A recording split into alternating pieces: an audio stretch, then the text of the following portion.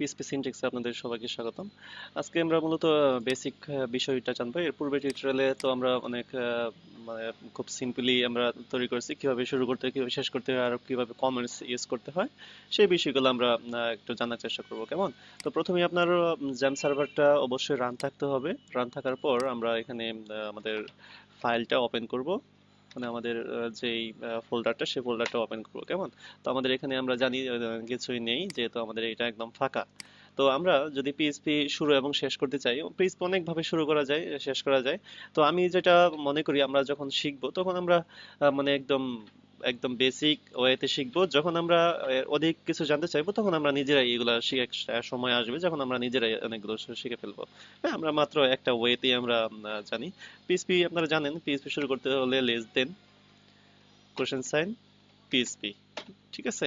দেন আপনি আবার যদি শেষ করতে চান তাহলে এটা দিয়ে শেষ করতে হবে, যেমন HTML আপনার শুরু শেষ করতে হয়, ঠিক আছে? তো এখানে আমরা মনে করেন যদি লিখি, একটা কিছু প্রিন্ট করতে চাইলে আমরা কি লিখতে হবে? ইকো।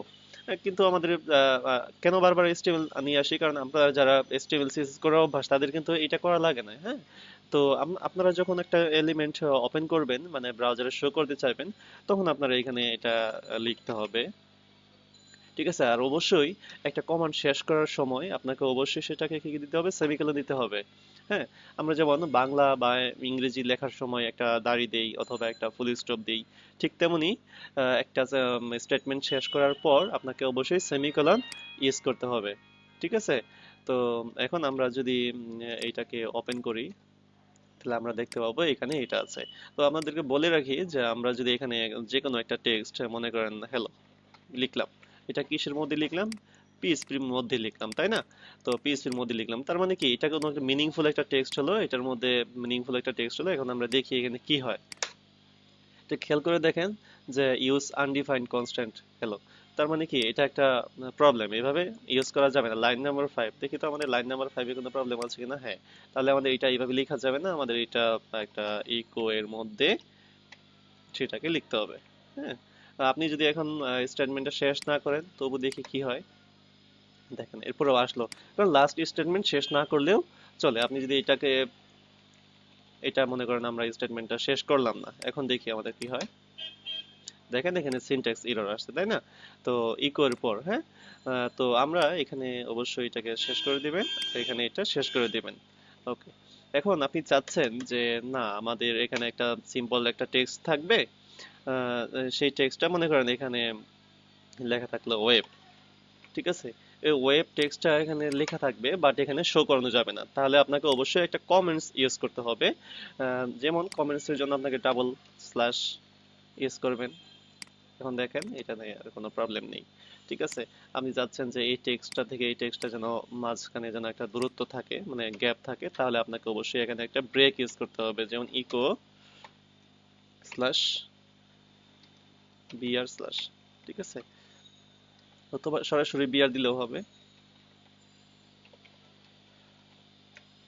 ওকে, তো আমরা যদি এখানে সরি বিআর, অবশ্যই এখানে এটা দিতে হবে।